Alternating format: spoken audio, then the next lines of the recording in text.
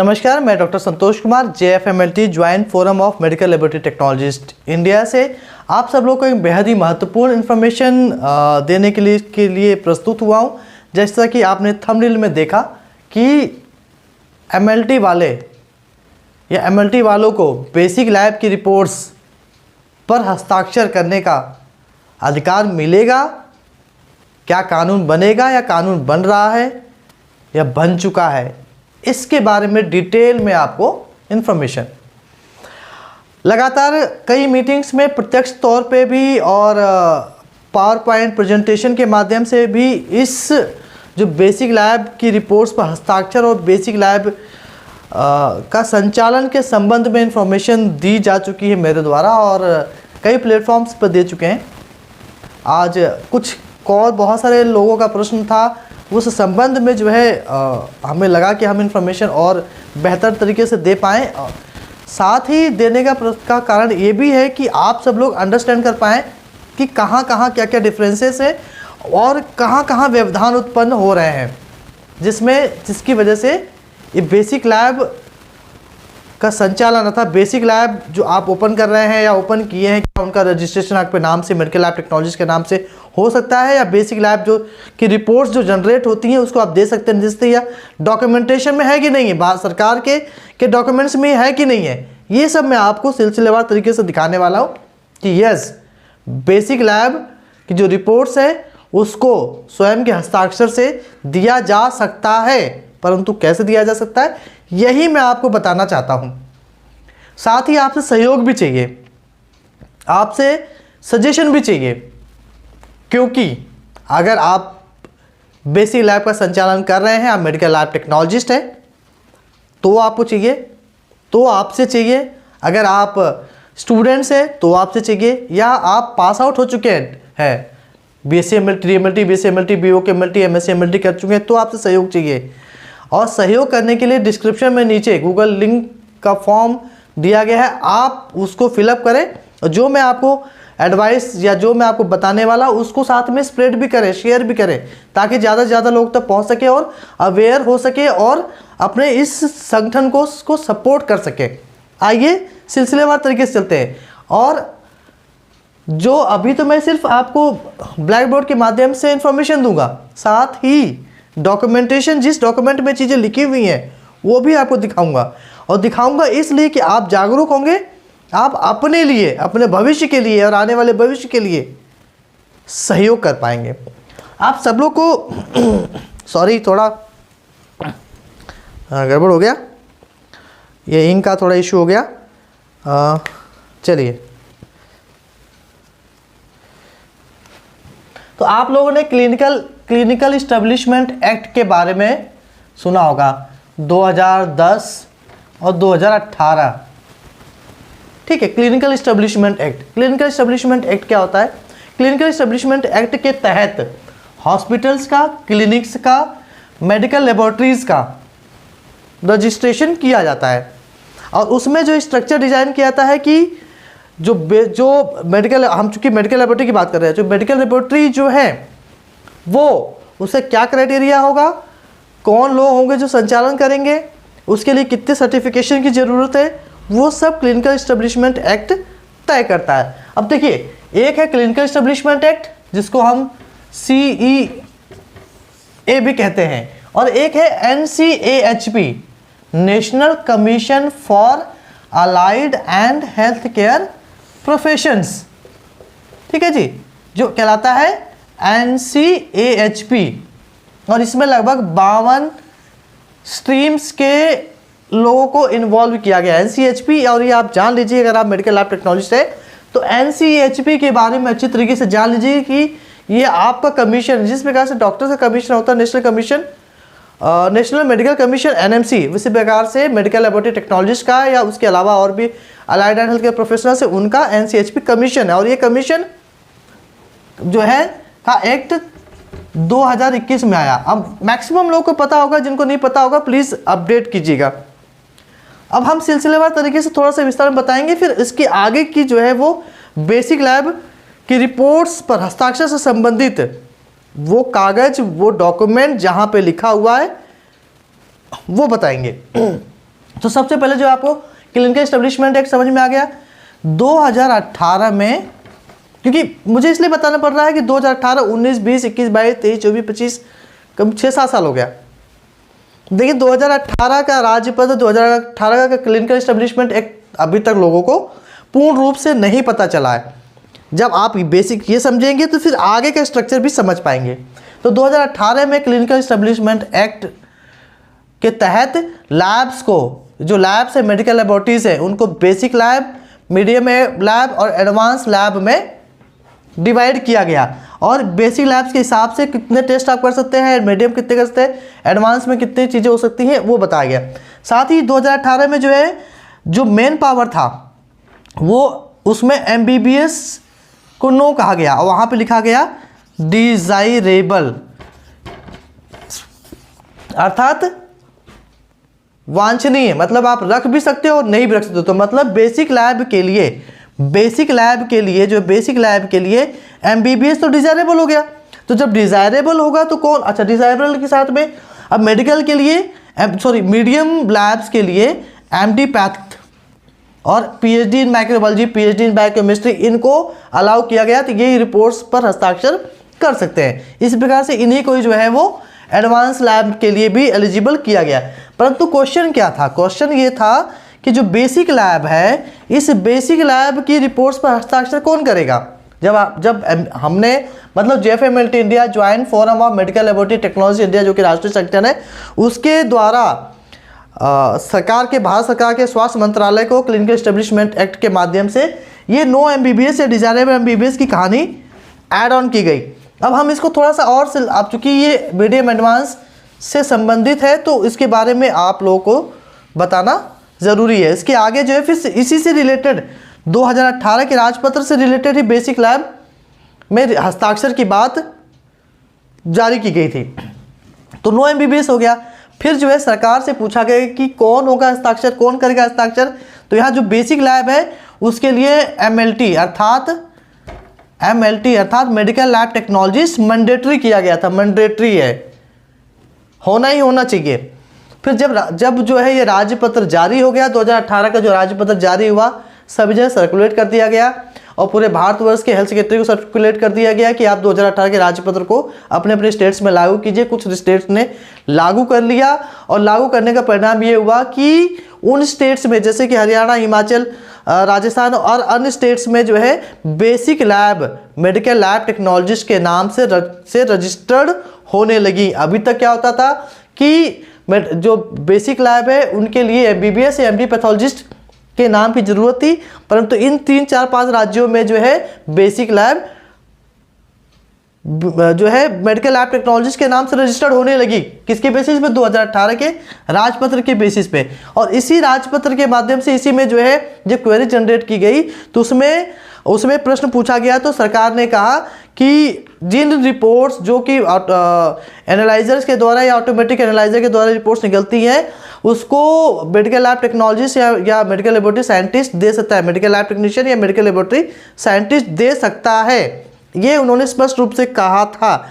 और RTI के माध्यम से भी जवाब आया था।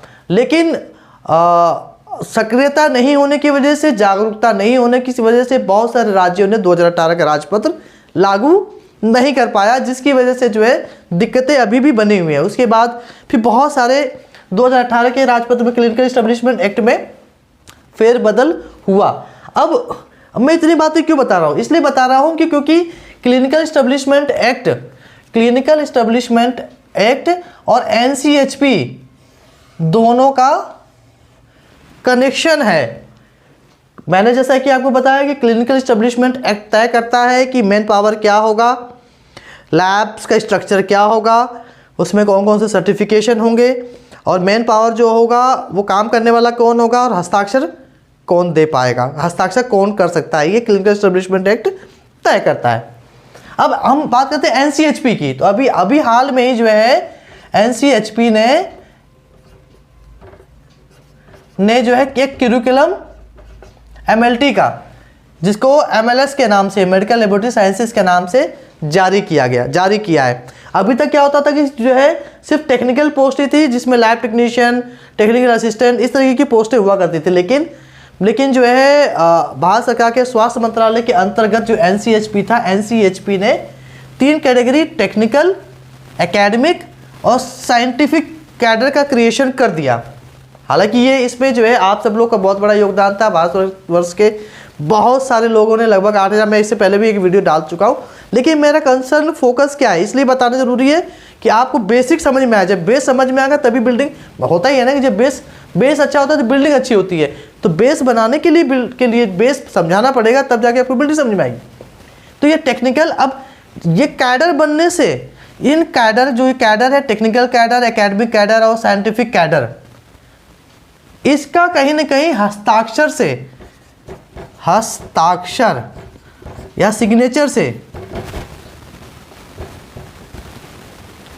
से कोरिलेशन है। यही तय करेंगे कि हस्ताक्षर कौन कर सकता है, और यही तय होगा कि किस तरीके से होगा। तो यहाँ तक मैं आपको बता देता हूँ पहले कि टेक्निकल में जो है मेडिकल लेबोरेटरी एसोसिएट का पोस्ट ऑलरेडी मैं बता चुका हूँ। मेडिकल लेबोरेटरी टेक्नोलॉजिस्ट है, टेक्निकल ऑफिसर है, और टेक्निकल ऑफिसर 2 है, फिर सीनियर टेक्निकल ऑफिसर है, फिर एकेडमिक ट्यूटर है, फिर असिस्टेंट प्रोफेसर है, फिर एसोसिएट प्रोफेसर है, फिर जो है वो प्रोफेसर है। ठीक है, सबकी क्वालिफिकेशन है। और साइंटिफिक कैडर में जो है साइंटिस्ट सी से जो है साइंटिस्ट ई तक की का पोस्ट बनाया गया, और सबके लिए क्वालिफिकेशन है। अभी क्वालिफिकेशन की बात क्या हो रही है, क्वालिफिकेशन की क्या बात हो रही है, अब मैं इसको थोड़ा सा आप लोग के लिए जो है और आसान करता हूँ। मैं सीधे जो है वो टेक्निकल कैडर में, अब यहाँ MLT के लिए DMLT हो गया, अब यहाँ पे टेक्निकल ऑफिसर के लिए जो है वो BSc MLT या BMLS। BSc MLT पहले का है, जो कि अब 2025-26 के बाद जो है BMLS हो जाएगा, bachelor in medical laboratory science, bachelor in medical laboratory science. इसी प्रकार से जो है इसके साथ में टेक्निकल ऑफिसर में 5 ईयर एक्सपीरियंस कहा गया है, 5 ईयर एक्सपीरियंस। और उसके बाद जो इस प्रकार से जो है MMLS, इस प्रकार की क्वालिफिकेशन तय की गई है। अब आपके हस्ताक्षर से संबंधित इसमें क्या है, क्योंकि बार बार आपके मन में प्रश्न आएगा यही कि मैं बहुत देर से कहानी समझा रहा हूँ, हुआ क्या। अब मैं इसको जो है वो थोड़ा सा इसको मैं क्लीन कर देता हूँ। ठीक है, क्लीन कर देता हूँ, और उसके बाद जो है थोड़ा सा और आसान तरीके से मैं समझाता हूँ। ये NCHP को हम रखेंगे, NCHP जो है वो रहेगा ही, NCHP रहेगा। अब हस्ताक्षर की बात हो रही है, ठीक है ना। तो जब हमारा जो भारतवर्ष में, पूरे भारतवर्ष में जो है JFMLT इंडिया राष्ट्रीय संगठन काम कर रहा है, तो हम बार बार डिमांड कर रहे थे कि बेसिक लैब की रिपोर्ट संचालन और बेसिक लैब की रिपोर्ट्स पर हस्ताक्षर का राइट हमें दिया जाए। हुआ क्या, क्लिनिकल एस्टेब्लिशमेंट एक्ट ने जो है वो जो 2018 का राजपत्र जारी करने के बाद से थोड़ी सी आसानी दी थी, परंतु कहीं ना कहीं जागरूकता नहीं होने की वजह से, और जो लोग लैब चला रहे थे वो लोग अवेयर नहीं होने की वजह से थोड़ा सा दबाव हमारा कम हो गया। मैं इसलिए आपको बता रहा हूँ ताकि अभी भी समय बचा है हमारे लिए, और सरकार ने हमारे पक्ष में जो है डॉक्यूमेंट्स के माध्यम से, उस डॉक्यूमेंट में लिखा भी है, वो डॉक्यूमेंट्स मैं दिखाऊंगा आपको। तो अब हुआ क्या कि जब ये दबाव 2018, 19, 20, 21 हो गया, फिर 2024, ये बात है नवंबर की, जून की, तो जून 2024 में मैं जो है मैं क्लिनिकल इस्टेब्लिशमेंट एक्ट CEA या clinical director national council for secretary, मतलब DGHS भारत सरकार, GOI गवर्नमेंट ऑफ इंडिया की मीटिंग हुई 2024 में, जुलाई 2024 में मीटिंग हुई। उस मीटिंग में ये तय में जो है सिग्नेचर अथॉरिटी से संबंधित डिस्कशन किया गया, और डिस्कशन में कहा गया कि ऑटोमेटिक मशीन के द्वारा रिलीज जो रिपोर्ट्स आती हैं, ऑटो एनालाइजर से जो रिपोर्ट्स आती हैं, ऑटो एनालाइजर मतलब सेमी ऑटोमेटेड और फुली ऑटोमेटेड दोनों हो सकते हैं।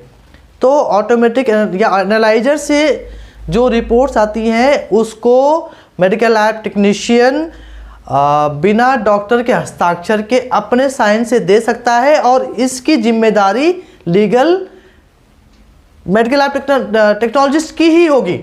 आप ये जो लेटर मैं आपको दिखा भी रहा हूँ, लेटर आपको दिख भी रहा होगा थोड़ा थोड़ा लेटर जो मैंने एरो किया हुआ है, उसमें अगर आप पढ़ेंगे तो समझ में आएगा। और अगर आपको डिटेल्स में चाहिए होगा तो आप गूगल फॉर्म भरिए, नीचे डिस्क्रिप्शन में नीचे लिंक दिया गया है, उस लिंक को गूगल फॉर्म को भरिए और उसमें जो है आपका नंबर आएगा, आपकी डिटेल आएगी, फिर आपको जो है हम व्हाट्सएप ग्रुप में ऐड कर लेंगे और आपको संपूर्ण जानकारी, ये डॉक्यूमेंट्स भी आपको सेंड कर देंगे, बता देंगे।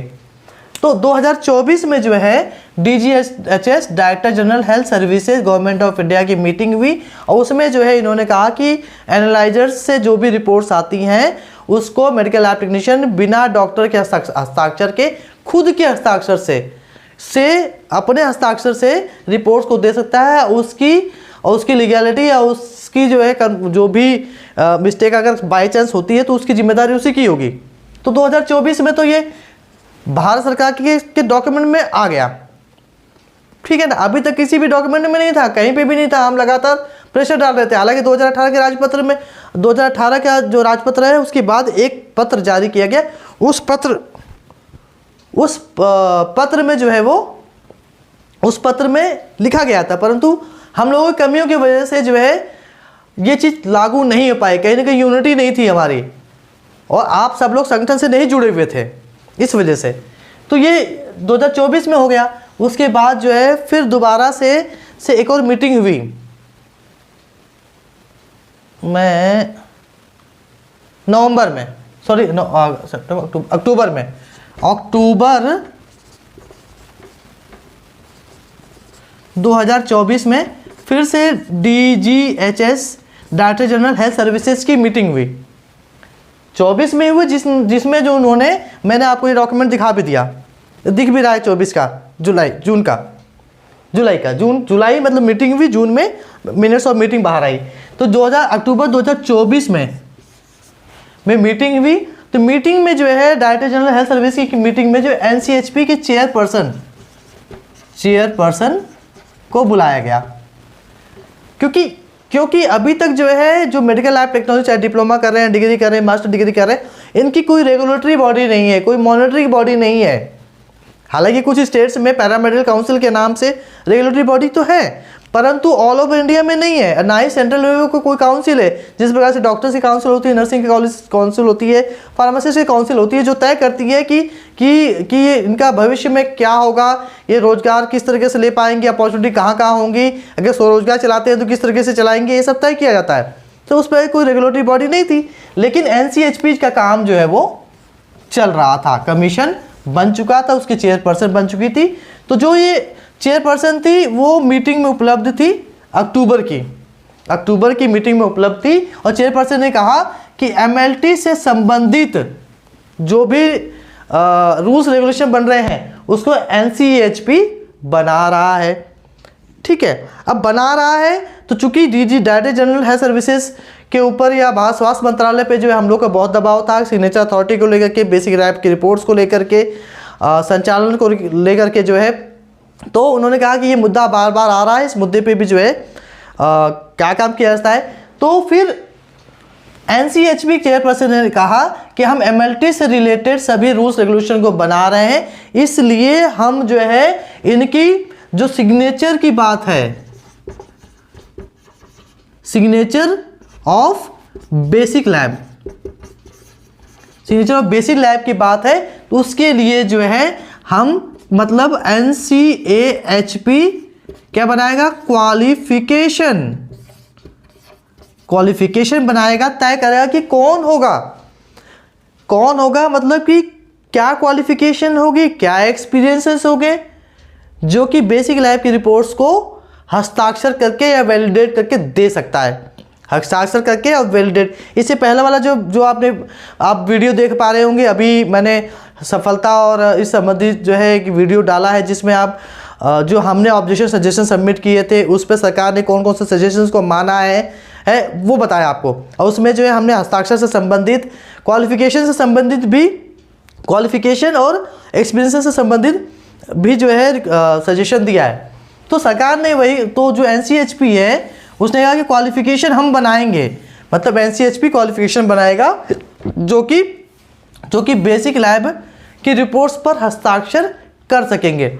बताने का पर्पस क्या है, मैं कंक्लूड करता हूँ कि सरकार बेसिक लैब का संचालन और बेसिक लैब की रिपोर्ट्स पर सिग्नेचर दे रही है, परंतु आप सब लोग जागरूक नहीं हैं, आप सब लोग अपने संगठन में जुड़े नहीं हैं, आप लोग यूनाइटेड नहीं हैं, आप लोग को जो है अपनी क्वालिफिकेशन को भी अपग्रेड करने की ज़रूरत है। आपके हाथ में चीज़ें आने वाली हैं परंतु आप नहीं ले पा रहे हैं, आपकी कमियां हैं।